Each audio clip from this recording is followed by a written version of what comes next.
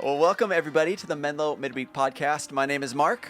My name is Phil. Phil's here today. Hey, everybody. Good to see you. So excited. We might have some groggy voices because we were both flying back from Atlanta yesterday. That is a long flight, man. It was a long flight. There is a time change too, which always does something. I always forget how much. Thank the Lord for a direct flight, though. Yes. I've done that flight with like one layover, and I've done that flight with two layovers. And at two layovers, you're just like, what are we doing with our lives right now? So this feels really bad. Shout out, thanks to Delta for getting us back safe. It was great. Yeah. I also feel like for as much as Delta gasses up their Wi-Fi and saying like we have the best, it's terrible. It wasn't as great as I was expecting it to be. Okay, yeah, I know that you would say it. Yeah, they do gas it up. And so they're like, we have fast, free, reliable. Right. And I'm like, you should just say you have Wi-Fi sometimes. That's what you should say. And then let people find out that it's free. Yeah. And then they don't have the expectation that it's going to be fast or reliable because it was neither on either flight. So, which, it's fine. It's great. Yeah. But I mean, to be fair, like I wasn't expecting it to be great, but because the expectation was this is both fast and free. They were like, you should stream video. Yeah. And I was like, what are you talking about right now? I would have settled for email and Google Docs working. Same. That would have that was the expectation I had. Yeah. And I was like, can we make it so that it doesn't stream video? And then, like every other plane Wi-Fi says. But anyway, it's fine. It's a part of my sanctification. Yes.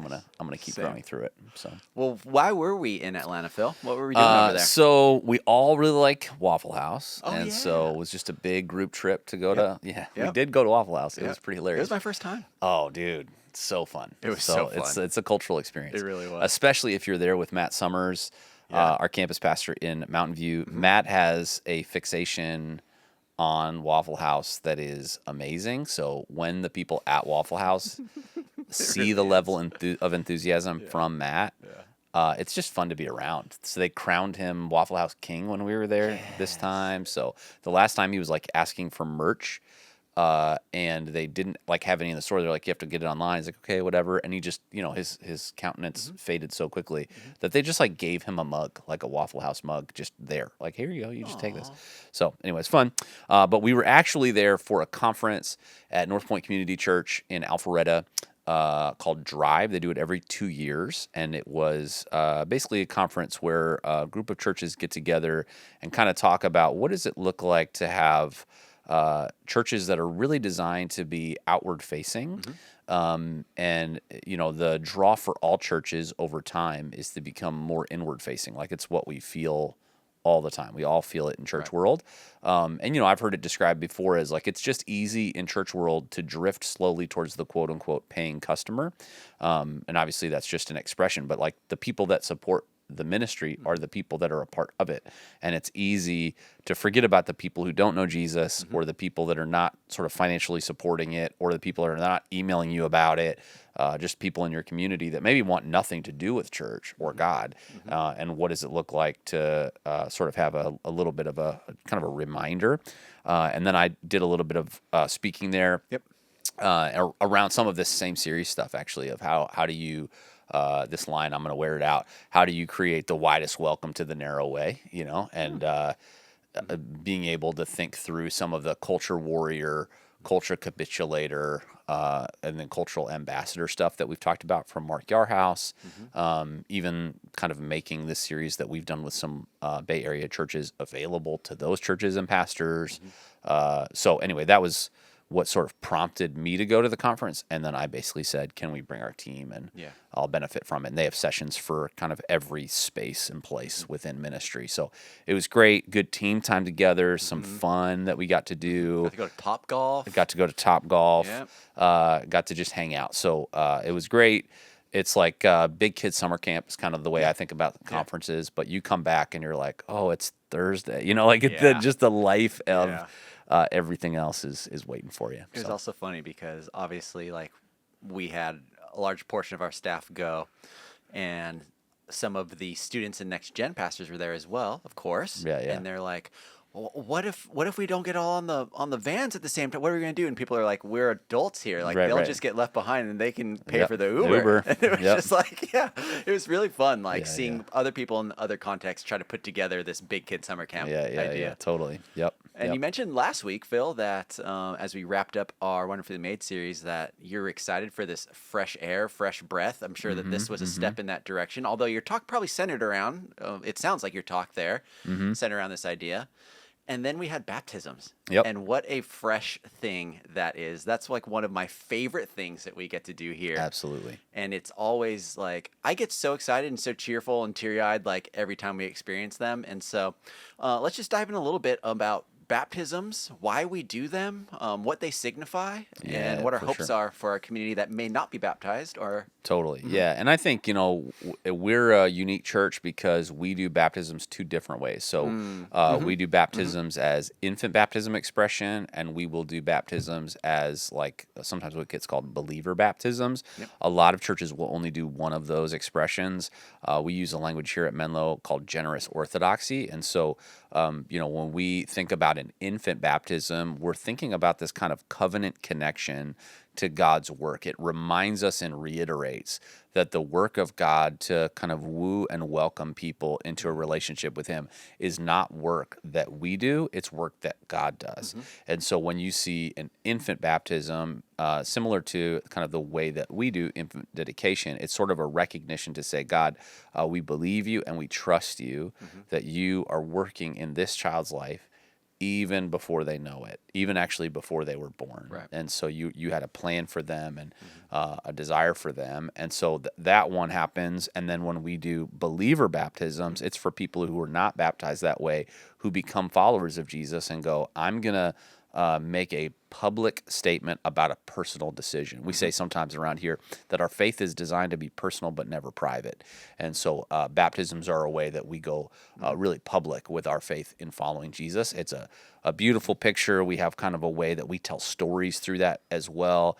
But I think it reminds people that maybe have been following Jesus for a long time. There's very little you could do that when you watch a baptism, if you're a follower of Jesus, it doesn't remind you of your own personal faith story of where were you before Jesus, or if you became a Christian really young, maybe where might you be if Jesus hadn't intervened in your life. And so I think those are incredible reminders, beautiful, a picture of God's continued faithfulness in our community and a chance to celebrate people who have gone from death to life. Yeah.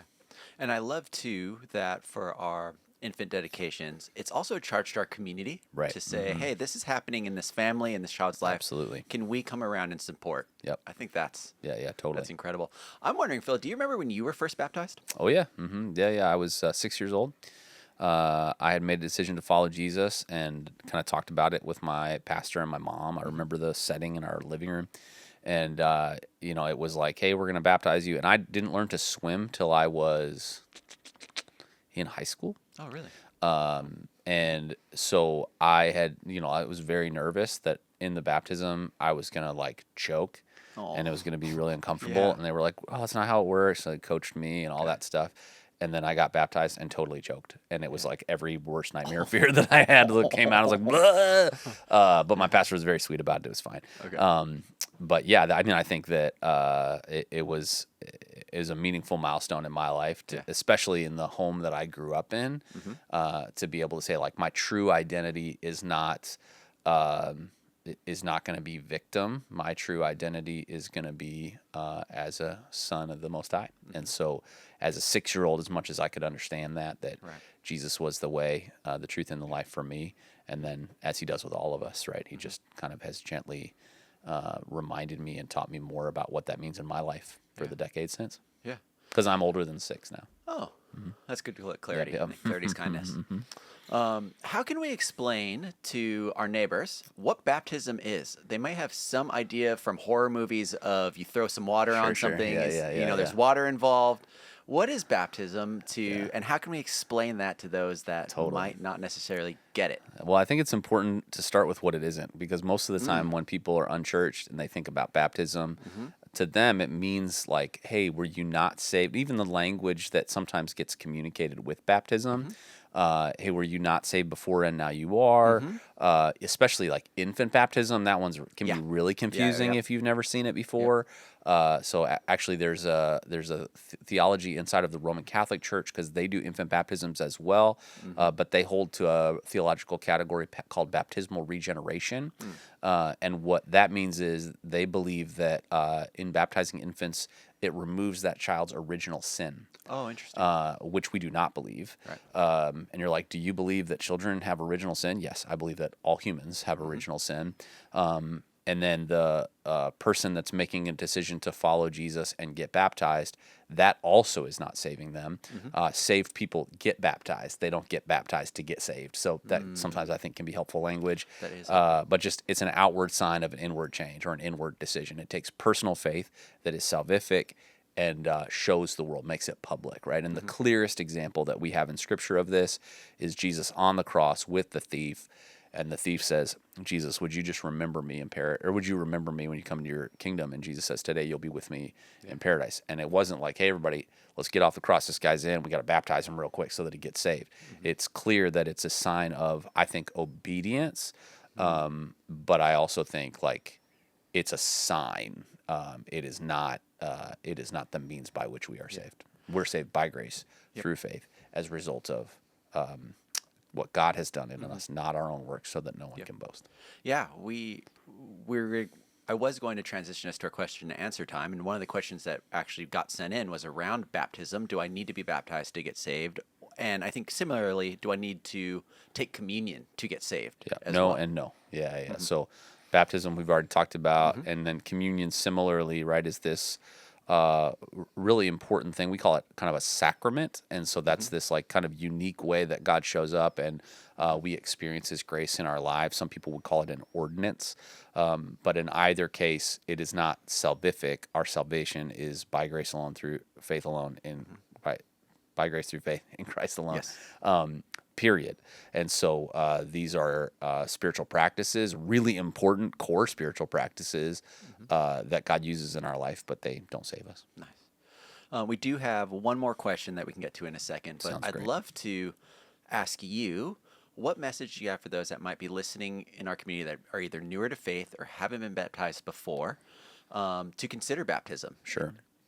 Yeah, I mean, there's information and resources online.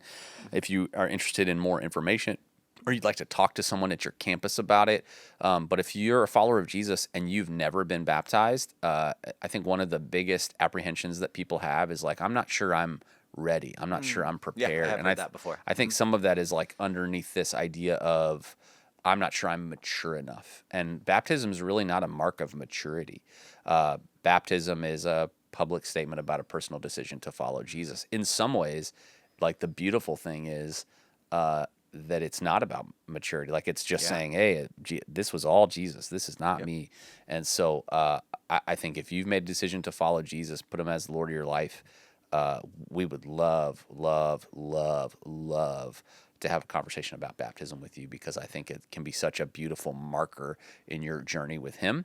And there is, there's not like a spiritual knowledge bar to clear that like, well, you can't say all 66 books of the Bible in a song. No, you're not ready yet. Like it doesn't work like that. That's so good. Yeah, there's some deep theology work in there that it's getting my mind spinning right now. We're so thankful that for this last series, how we open this up, this being, I don't know, we've always had a number in which people can text and ask questions, but I feel like people actually started to take that leap and contribute to the conversation. And so we're continuing that forward. It can be around stuff that we talked about last series, what we're currently going through now, just thoughts on God, religion, faith, any of that. You could text us at 650-600-0402. So we got one.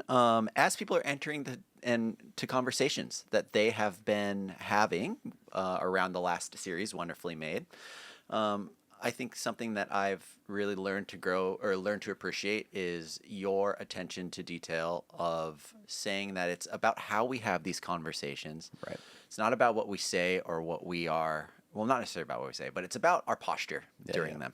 Mm-hmm. And so this person is asking for some tips on how they can communicate with some people that might not be in agreement with a traditional view on gender and sexuality, saying that same-sex attraction is fine. It is the same. Totally. How can we enter into these conversations and communicate with people that might be fundamentally in a different place than we are? Totally. Well, some of the resources that we've made available, including Preston's work. He's got a book called Grace and Truth, and then a book called Grace and Truth 2.0 that really walks through some of that exact kind of dialogue. It's very practical. It has questions that are kind of designed, like how do I show up well in these conversations? So hopefully those resources are helpful. I would also say, just as a guiding principle, in general, the more angry someone is, the more personal this is, right? Anger is always a secondary emotion, And so what sometimes we get in the trap of is we assume they're angry with us, and they rarely are. They're hurt, they're angry about something, and the only way to find out what that something is to bring a non-anxious presence, or what we say at Menlo, right? To be an unhurried friend in that person's life and say, hey, you know what? Like, we may never agree on this, and that's totally okay, but can I hear why you feel this strongly about it? Like, is this a part of your story? Is this a part of a story of someone you love? And I think God can show up so well in those conversations. I think that oftentimes we want to sort of close the book, move on, finish the chapter with someone in a single conversation. And this is never a single conversation topic for people, especially for people with which this is a part of their story or the story of someone they love. So in as much as you can, I would say just give space to have those conversations without an agenda to say, I better get you. And then as you continue to be equipped, I think hopefully you're able to engage in those conversations. Dan Kimball did a great event that, we're not making it publicly available, but if you want, you can send us a note and we'll send you a link to it, but around kind of TikTok theology, modern arguments. I talked about Rebecca McLaughlin's new book. Preston's got a book and several books about it. So, in terms of just becoming more familiar, those are all going to have a tone that we really want to communicate, which is you're loved no matter what. You're created in the image of God, and the foot of the cross is even for all of us. And so we don't have to agree to be in a relationship. We should fight for a relationship, even if we don't agree. I think it was in your last message you said that the time and the investment into the relationship helps strengthen the bridge of the conversation. 100%. Yeah. And so a lot of the times in these tough conversations that we want to have, again, like what you just said, it's a relationship that allows space and allows depth to that conversation as well. And we need to reject transactional relationships. Our culture has lots of transactional relationships where we go like, hey, this is yes, no, A, B, like, and once we go, you're not with me, you're against me. I think we should reject that. I agree. Well, Phil, thanks so much. Of course. We actually recorded a lot of these questions. We're going to throw them at the end of this podcast. So if you're listening, it might not change much aside from the ghost of Jess that's going to reappear right now, which I hope can happen on every episode. That would just be awesome. Ghost of Jess. Yeah. But we're going to look different. So get ready for an outfit change. And here's our next question. First question that we have sent in was a text-in question, and it was, Phil, what are some of the biblical requirements for marriage? So this was a talk that you gave 2 weeks ago. We're kind of curating these questions as they come in, and so I thought it'd be great to start off this episode. I don't know if we need to refresh a little bit on that, but then what would be some requirements biblically for marriage?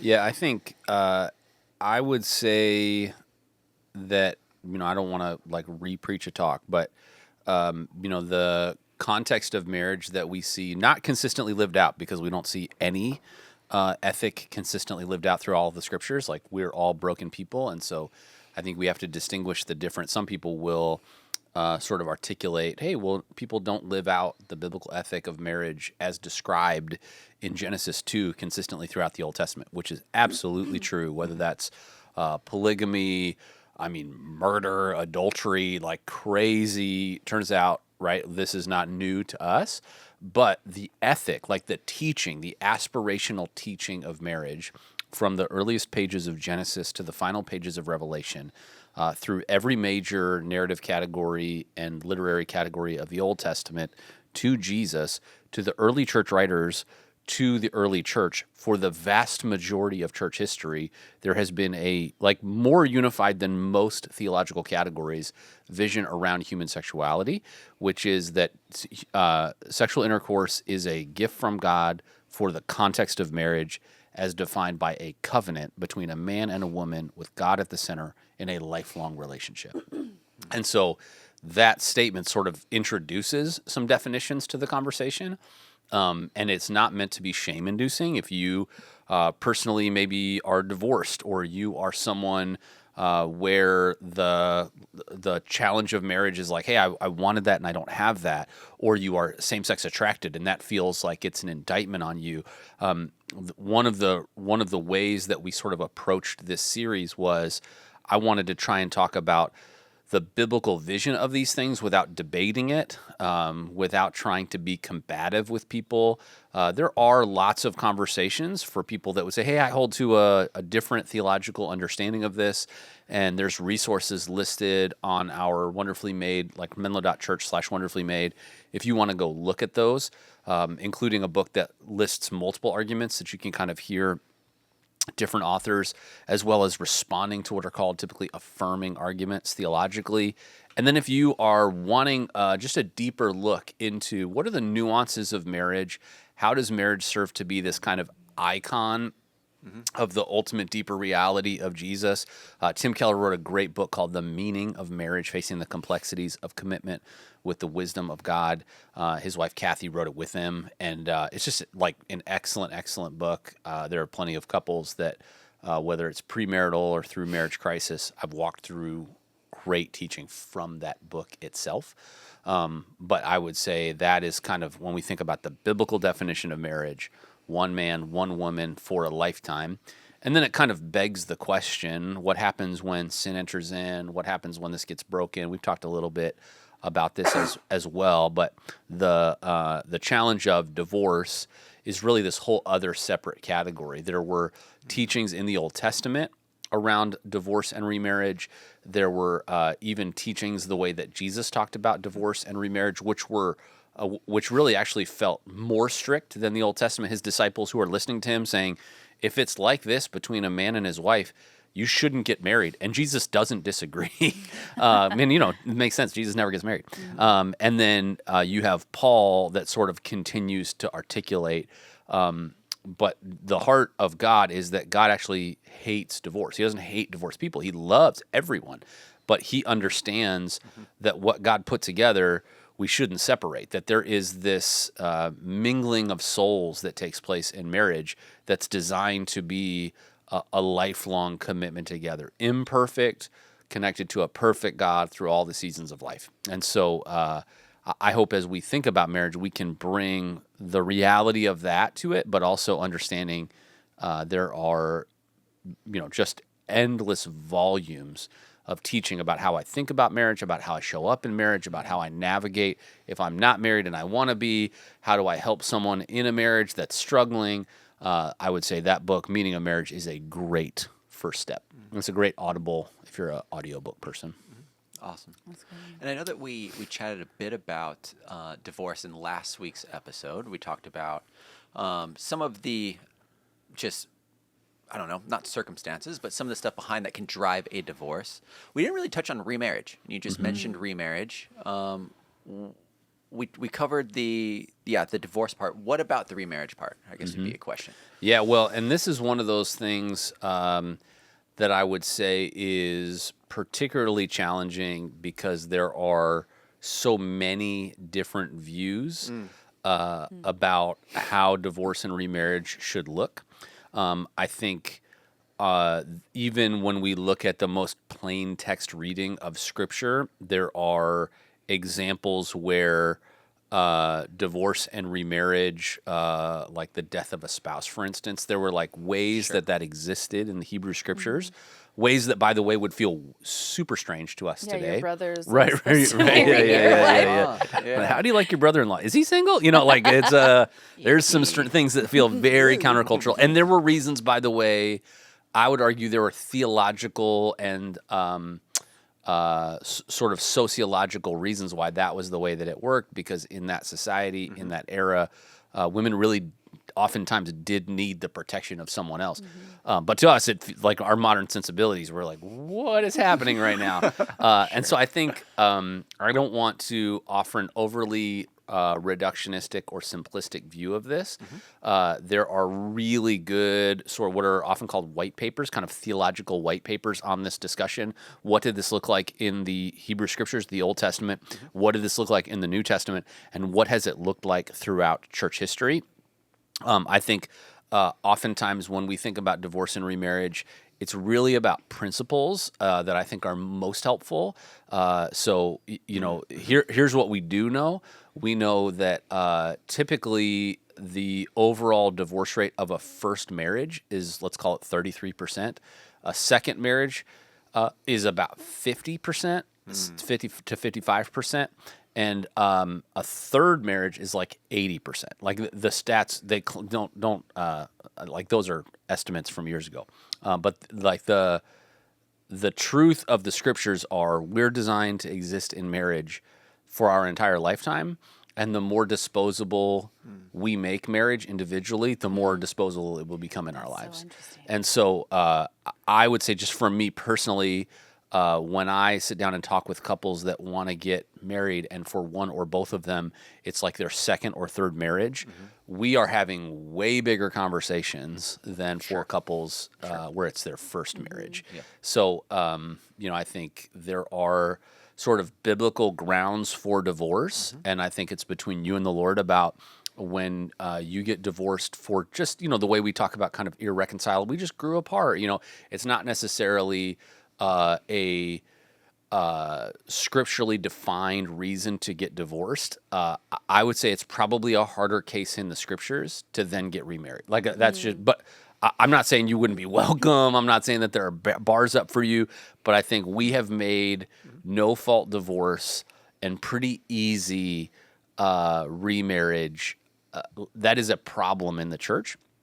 And I'm not like, if you're like, oh, are you talking about me? I'm not talking about anyone specifically. I'm just saying in general, no fault divorce has been a part of making marriage much more casual in our culture.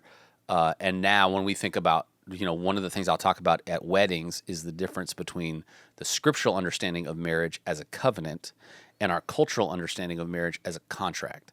And when marriage is a contract, when I'm in a contract, the moment that contract isn't beneficial for me, I just end the contract, right? And that's kind of the way we treat marriage. Now, if you had a marriage that went poorly, you were in an abusive relationship, you had a spouse abandon you, somebody treated, I'm not saying that is universally the case. I'm saying at a general level culturally, when we think about marriage, divorce, and remarriage right now, in general and statistically, marriage's value is lessening and lessening and lessening. And actually, in some of the most recent years, we've watched the divorce rate go down. The reason that it's going down is not really about people getting divorced less. It's about people getting married less. And so it'll be interesting to watch how that continues to map out into the future. Really, societally, the only reason to get married now, if you're not a Christian, is the tax benefit. Like, that's pretty much the only reason that's left. And so all of that to say, the follower of Jesus understanding the biblical sexual ethic inside of a covenant relationship of marriage, if you're like, that feels very different than sort of the cruise control of our culture, it is very different. You are understanding that difference correctly. So, thank you. Yeah. One of the next questions we got says, "Hi, Pastor Phil. I've been mulling over the part of a sermon a few weeks ago where you said, quote, sexuality is not just about sex. I may be missing something or coming at this from the wrong angle, but I didn't catch the second part of this statement. What is sexuality about then?" Yeah, great question. Thank you. I was trying to navigate kind of multiple parts in that talk. So one was sexuality is about more than just sex. One was, how did we get here, even just like culturally over the last 120 years or so? And then how do we think, especially from a passage in 1 Corinthians, about sexual sin in general? So if you're like, I feel like maybe I missed it, it is because I also kind of tried to preach 3 sermons in one. So I received that rebuke. But I think that one of the things that we get in trouble with, and I talked about this in the talk, I grew up in purity culture era, which I think everybody was well-intentioned. I try not to dunk on that era of church. I think there were lots of people that were trying to do a good thing. But what it did was it taught that there was a part of you, especially as like a teenager, there was a part of you where you had these like growing desires. And the only way you could use those desires is in the physical act of sex. But if you did that, basically you'd committed the unforgivable sin. Like that's obviously like kind of hot take level. But I think that it created a ton of unintended shame in the lives of people. And also I think it made sexuality something that I think we just don't see in the scriptures. Whereas the idea being the only place that your sexuality can ever get expressed in a biblical way is in a lifelong heterosexual covenant marriage. But when we look at particularly the concepts of sexuality in the Bible, they really are connected to this like generative, other-seeking, sort of life-giving way we care for others. Is that the full expression of sexuality? Of course not.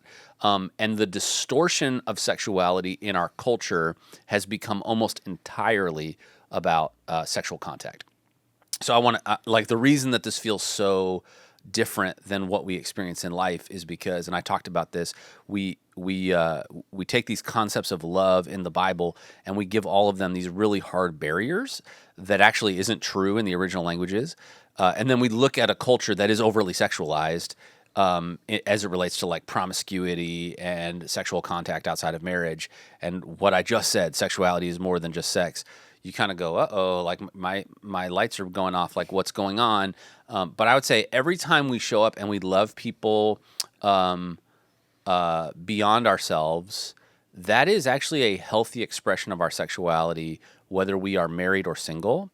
Whether we are doing that in relationship with someone who's the opposite sex or the same sex, like there is a healthy expression of sexuality as a component of who we are. Take, for instance, Jesus, who never got married. Jesus loved God with everything he had, and he loved people as himself.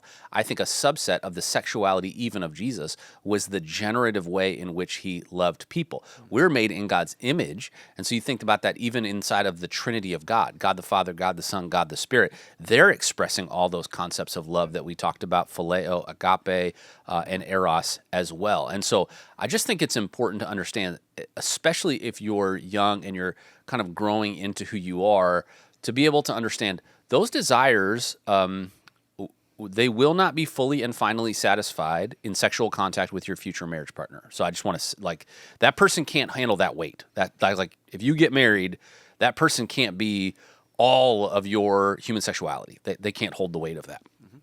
And if you're not married or you're young and you're going, I know that there's this part of me growing that I'm not sure how to process and care about or care for others with. And I would just say, like, the way that you love other people in a self-sacrificial, generative, like life-producing way, I would say is a healthy, God-honoring way that we think about sort of that blend and combination of those stereotypical agape, phileo, and eros aspects of love. So that's what I meant. And feel free to email away. Thanks, Phil. Mm-hmm. I also was thinking about you just officiating a wedding as you were talking about that. And I just feel like you're great at a lot of things, Phil. I don't know how you would be officiating a wedding. I feel like it'd be very like, you better get this right. Or no. And then he starts preaching theologically. No. So actually, when I do weddings, I don't do very many. And when I do the weddings that I do, we always do premarital counseling for the couples that I marry. Yeah. And I always do premarital counseling with Alyssa in our home. And so by the time that I'm doing someone's wedding, we know that couple very well. And so the ceremony is like very personal. I also will oftentimes sit down with people who want me to do their wedding. And I'm like, hey, tell me about what you want. And a lot of times they have unbelieving friends there. And they're like, hey, we just want you to like preach. Oh, so like at the wedding, can you just preach? And I'm like, hey, can I tell you a secret? No one else wants that. So like what we need to work in our head is your ceremony is going to be no more than 30 minutes long, because that's about 15 minutes longer than most people want it to be. Yeah. So whether that's, you guys take communion or unity sand or whatever the current thing is. Feet Like, washing. yeah, like, cool, let's figure that element out. What music do you want? I'm going to share the gospel. I'm going to talk about marriage. I'm going to share some things about you. So I've done enough of them that I kind of know that. I was like, funny. Wow, are you really going to say this? That's right. Okay. Who's gonna have my back when you leave, Jess? He's just gonna be taking shots like this. I don't know. I think I'm convinced now. All right. I think I'm convinced. Okay. You just have to say that. This next question comes, actually, I was in person visiting one of our campuses this weekend and was having a conversation with a friend there.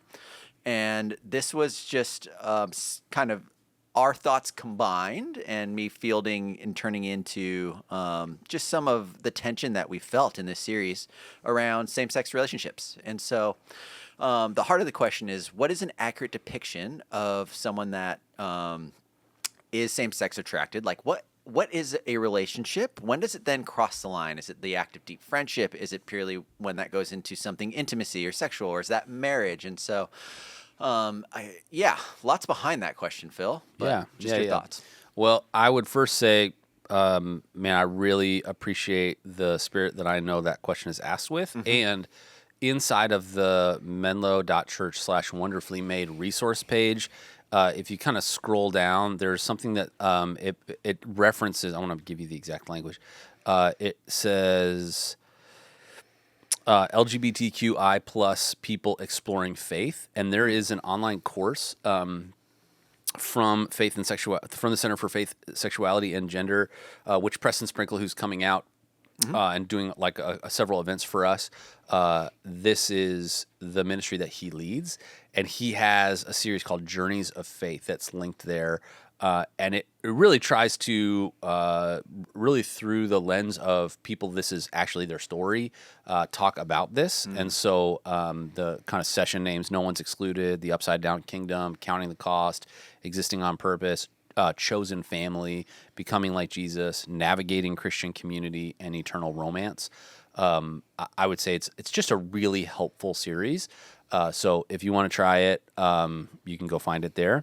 I think that there are lots of things in our lives where when we say, like, when have I crossed the line? When I was a kid, I talked about this a little bit in the series. I had lots of romantic relationships that were not honoring to God, and it was probably in my head multiple times where I would say, like, how far can I go with this person before it's sin, right? And then I was a student pastor for years, and every student asks you, not every student, lots of students will ask you the same question. Mm-hmm. And as a student pastor, you'd be like, you're asking the wrong question. Like, what are we doing right now? How do we love God? How do we love that person as ourselves? And what we would talk about, you have to assume, especially when you're younger, that the person that you're dating is most likely not going to be your spouse.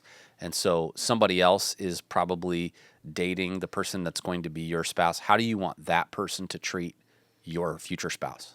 That's how you should treat this person in your life, right? So you try to, like, give people these mental images. But I think James 1 is a really excellent text when we think about, there's this sort of rhetorical objection that James is dealing with, where somebody's basically saying, like, I think that God is the one that made me sin. And honestly, I think that some of that is wrapped up in this conversation, because I think some of the logic is like, well, how could God make me feel this way and it's not okay, right? And so James says, let no one say when he's being tempted, I'm being tempted by God.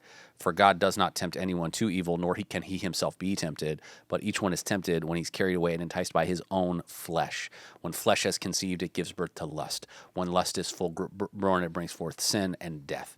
And so this, like, kind of paradigm that James gives us is the idea that being tempted is not the same thing as sin. And I think we need to do a better job in the church of recognizing that if you are, and there's some debate within Christian community around this. I understand the debate, but I just don't make a mountain out of it. There are some people that would say, hey, I'm a celibate gay Christian, so I am not planning on being in a romantic relationship or having sex, and I'm gay, but I'm a Christian. Then there are other people that would say, no, I don't want to be referred to as a gay Christian because that's an ontological statement of who I am. So I'm same-sex attracted, and that like is like this disconnect. So when you hear people describe those two, that's sort of the philosophical underpinning of why they're talking about that.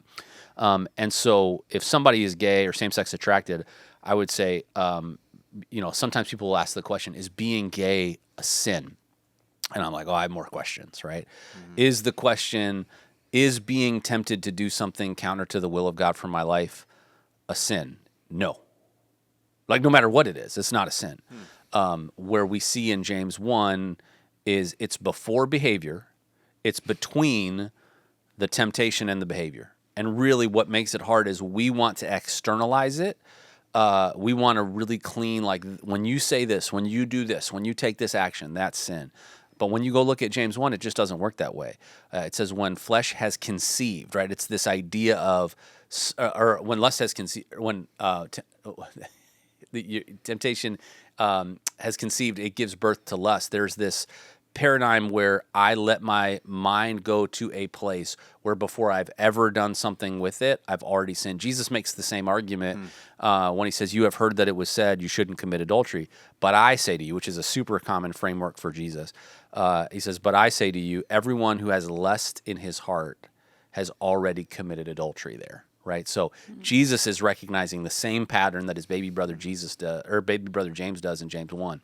So there's not like an easy answer here, and I think that Jesus is less concerned with, like what's the gradation of my sin. I think Jesus is going, I just want you to come back. Like, I just want you to be in relationship with me, and so I think if this is someone's story and they're going, how far can I go with this person or this person?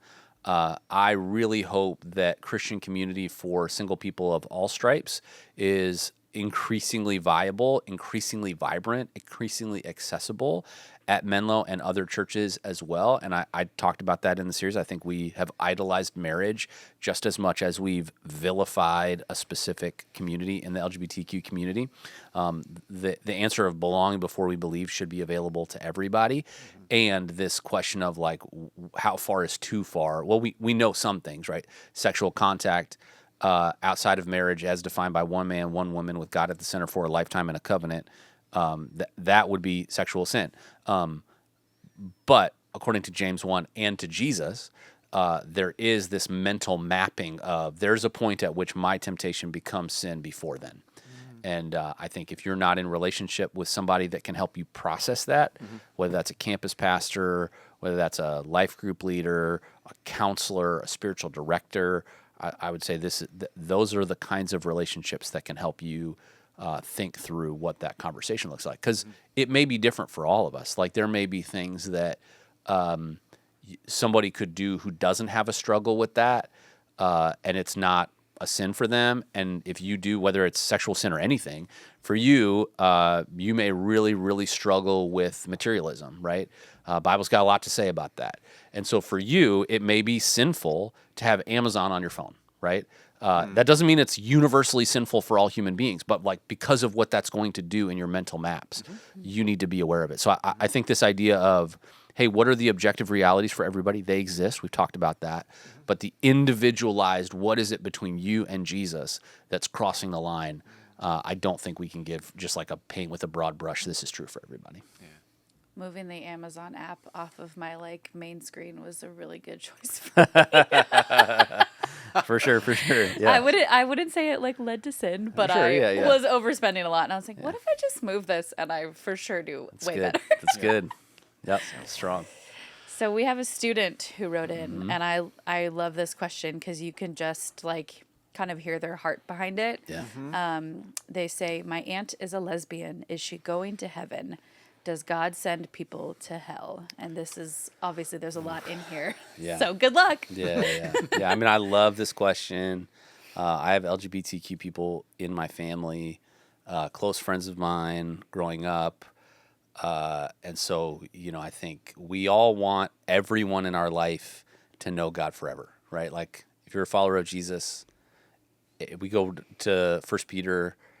It says God's not willing that any would perish, but that all would come to know him. I would argue that's like God's deepest desire too for humanity, is that we would all be in relationship with him, and yet we are not all in relationship with him. And so there is this really difficult tension to navigate. So I'll start with the second question. Does God send people to hell first? And then I'll go back to the first one. I would say God is just and merciful, and we want God to be both of those things.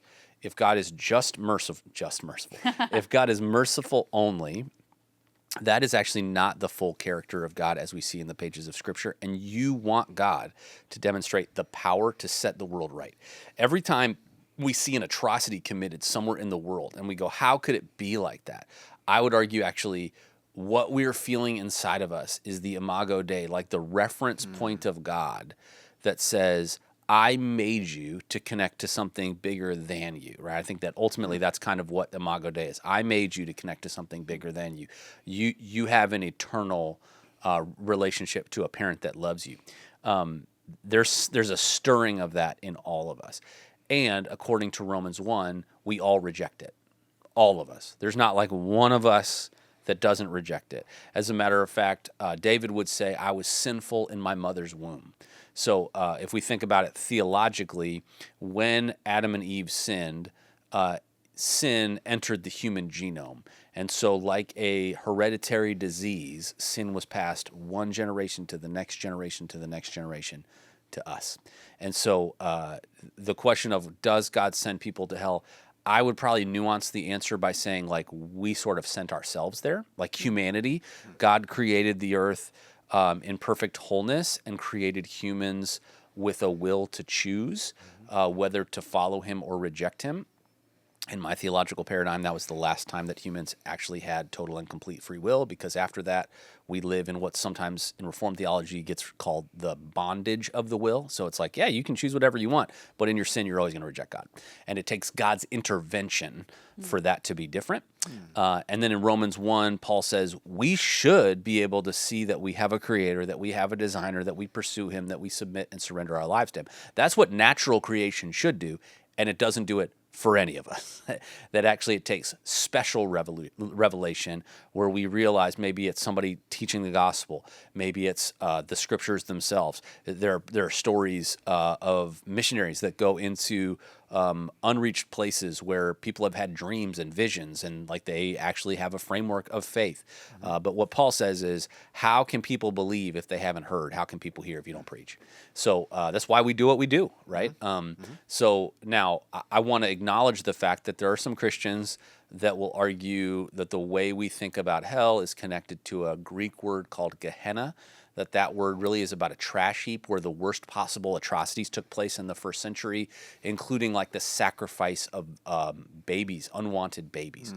And so Jesus was taking like the worst possible reference point that they had and talking about that as the grave, because in the Old Testament, the Jewish people, they thought about death as Sheol, which was sort of this unarticulated vision of the future. But I would just say, I think if you do the work to go investigate, we probably don't have as clear a vision of hell as we think we do, but I don't want to go there, and I don't want anyone to go there. Something exists.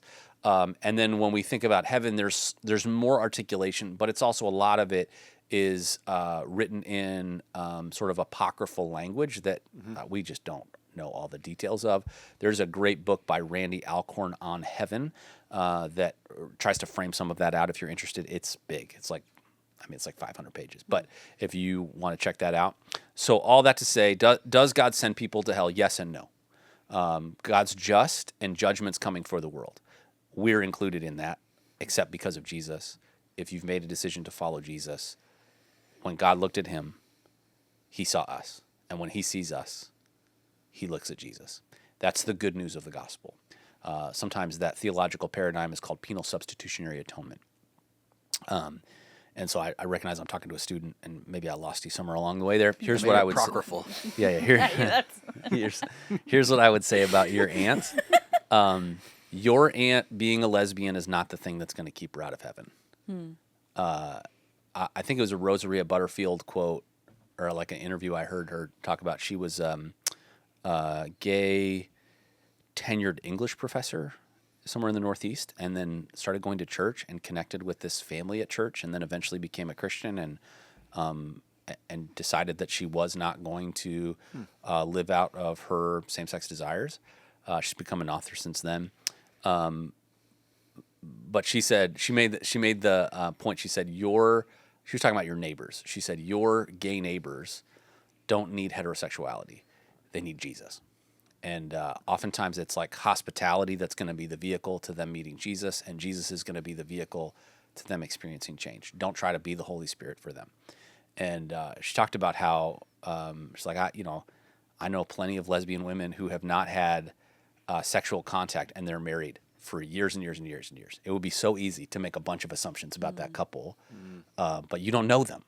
And so I just think that what does it look like for you to love your aunt? It means that you love and care for your aunt, and you believe that it's actually not up to you to try and convince your aunt of a different sexual ethic. I would just say, what does it mean for you to love Jesus, and what is Jesus doing in your life? And you telling your aunt about that is probably the best way you can love your aunt. I don't know if your aunt claims to be a follower of Jesus or not, but we have one of the things that breaks my heart about this is we have all this grace and all this patience for so many people that struggle with so many different things. But the LGBTQ community, we have this expectation that it's like, all right, fix it. And like, we don't think that way about anything. We don't like, I had some people come up to me after I preached on this, and they were confessing like deep, personal, real sexual sin in their life. And I was like, first of all, thank you. Thank you for telling me that. I love you. God loves you. This doesn't change that. I don't want any shame on you for this. The gospel says shame off of you, and we're going to start walking together. And is it going to be perfect tomorrow? Probably not. But the path of repentance is a long path. The path of turning from my way to God's way is a long path. And I think the same way we think about that for a heterosexual couple that's living together and not married, the same way we think about that for somebody that's addicted to pornography, the same way that we think about that about somebody that really struggles with deceit. There's all these areas of our life that we kind of recognize it's going to take some time for God to change this in me. We're onions, one layer at a time. And for whatever reason, this one we've made like an all or nothing. You have to instantly be better forever. And if not, it's not real. I'd say don't put that expectation on your aunt, and don't create that expectation for you to do for your aunt, because that's only work that God can. Yeah, it's good. Man, what is it about sexual sin that feels like it's the worst one? I know you kind of talked about that earlier, and it's something that I've been mulling over as we've been entering into this series, and honestly previously to this series. But just like that one specifically feels so weighty, and it feels like the church has kind of made that into a villain. Yeah, totally. Yeah, well, I think some of it is because we live in a sexualized culture. So, I think political tribalization and idolization is one cultural idol, and sexual and gender identity is another cultural idol. And so, like, we're kind of poking one of those in the eye right now. And so you feel that. I think if you have kids in public schools, this is a conversation with a very clear agenda that they are being communicated with right now. Like, right now. And so I think there is also this, like, you have a marginalized group of people who have felt marginalized for a long time, and honestly, in some cases, very justifiably so, about the way they've been treated by the church. So they're coming out very loud in the way that they're presenting their case. And then you have the church really kind of responding the same way sometimes, or just saying nothing, rather than somebody saying like, hey, let's have a conversation. Like, let's have a thoughtful, engaging conversation. I think that's one reason. I also think what Paul talks about in 1 Corinthians 6 is that sexual sin is different. It's interesting because we live in a culture that says sexuality is the most important thing about you and the thing that you do, and it's also disposable, malleable, not a big deal. It's just bodies. Like, our culture is saying both of those things at the same time right now. And you're like, I don't know how to make these match up. But that cognitive dissonance culture's like, I don't care, just keep. And I would say the reason for that is not because Disney is bad. The reason for that is because we battle not against flesh and blood, but against powers, principalities of the air, forces of evil in this present age. Like, we just live in a world where spiritual deception is all around us. And so I think that when we understand that sexual sin is different, that it's spiritual in nature, and then Paul says it's sin that you commit against yourself. Like, all other sin you commit out, sexual sin you commit on. That's different. And so that's, by the way, that's not LGBTQ. That's all of our sexual sin. We are all sexually broken. The foot of the cross is even for everybody. And so for you, every time you decide to step out on your spouse when you're on the road, every time you decide to look at pornography, these are just like false. These are false, fake alternatives to the biblical vision of sexual intimacy. And every time we settle for one of those, we're not just hurting someone else, although we are. We're also actually hurting ourselves. And so when Paul gives dedicated and direct, specific feedback, he's saying it's different. He's saying flee sexual immorality. That's not like do that with everything. There's some stuff that he says, you should fight this. This one he said, don't fight with it. Don't debate it. Don't deliberate. Don't just run. And I think that is just a really important reminder for all of us because we live in a culture that says it's not that big of a deal. Watch that on Netflix. Watch that on Max. Go stream that. Go take that in. And I'm telling you, we think I can handle it. It's not making any difference in me. And I'm not trying to sound like a prudish Puritan, but I think we should be more aware of what we're consuming. When we go to Philippians 4:8, whatever is good, whatever is true, whatever is lovely, whatever is honorable, whatever is praiseworthy, like those are the things we should be spending our time with. We jump over to Ephesians 5, and it says, let no unwholesome word proceed from your tongue. Watch what's in front of you all the time. Like these are the ways of following Jesus. And I just think we go, yeah, but I don't want to be prudish. I don't want to be weird. So I'm just going to kind of, I was talking to Keith about this today, who's on staff at Menlo Park, that it's very easy in the West for us to learn the ways of Jesus and live the ways of our culture. It's very easy. But following Jesus was never designed to work like that. When we go to Romans 12, we should be transformed by the renewing of our mind. The principle in that is not learn more, the way we think about mind. In the Hebraic understanding that Paul is growing up in and talking about there, the mind is actually our entire life. So yeah, it's going to be that we learn new information, but that we apply it, that we apprentice with Jesus. So it's a long answer to a short question. But yeah, I hope that if you're LGBTQ, the invitation to you is we're all on the same road together. The path of sexual brokenness, the path to the cross, and the journey with Jesus should be one that is an invitation to all of us. And perfection is not the standard of you growing with Jesus. Otherwise, we're all in massive trouble. And maybe this series has been hard for you. Maybe that talk was especially hard for you. I hope this conversation is helpful. I hope the rest of the series is helpful. I hope you'll come check out the Press and Sprinkle events because this heartbeat of like, how do we recognize that this is needed for all of us is really the heart behind the series. Yeah, that's great. Well, Phil, thanks so much. Is there anything else that you want to give some space to since we're here already? Yeah, just a huge thank you. I would say the LGBTQ community at Menlo has been like so kind in this conversation. Over and over again, I have heard the sentiment. A lot of times we know that the church, not just Menlo, but the church doesn't talk about this because they don't want us to feel uncomfortable, the LGBTQ community. But actually what it makes us feel is it makes us feel invisible. And so just thank you. Thank you for telling us we don't necessarily agree, but like, thank you. And I've just heard that over and over and over and over again. And I would say that just reflects so much grace being directed towards me and to us, because I know I've said things wrong. I know I can try my very best, and there are going to still be times we stumble. And so thanks for being the kind of community that we can teach this with nuance and kindness. I hope that for a very long time, till Jesus returns, we are the kind of community where people who are walking out Jesus' sexual ethic can belong, and people who are not can belong. And that the path of discovering Jesus and walking with him, that we look more like a hospital than a country club at all of our campuses and all the places we get to tell people about Jesus. Well, thank you.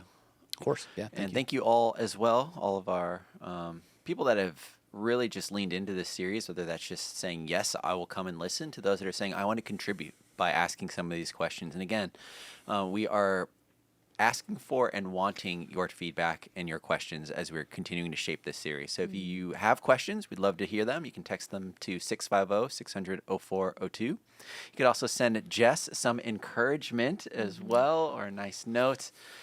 She or will just be boo. on. Just like Yeah, or just boo. It's like use voice memo on your phone and send us an email. Yes. Booing. We'll put those Or all. send a little ghost emoji. That's good. Or if you want to send a mail or a voice memo, we can maybe even attach it in one of these episodes. Oh, too. that'd be good. Oh, Should be that'd really fun. sweet. Yeah, I might be on one more. She'll be on one more. Yep. So thank you. Maybe you'll come back with some cameos down the road. That'd be fun. I know. Yeah, Mark already said if I ever have a random day off, course. I'll come by. Of course. Well, thanks everybody. Have a wonderful week, and we'll see everybody soon. Bye. See ya. Bye.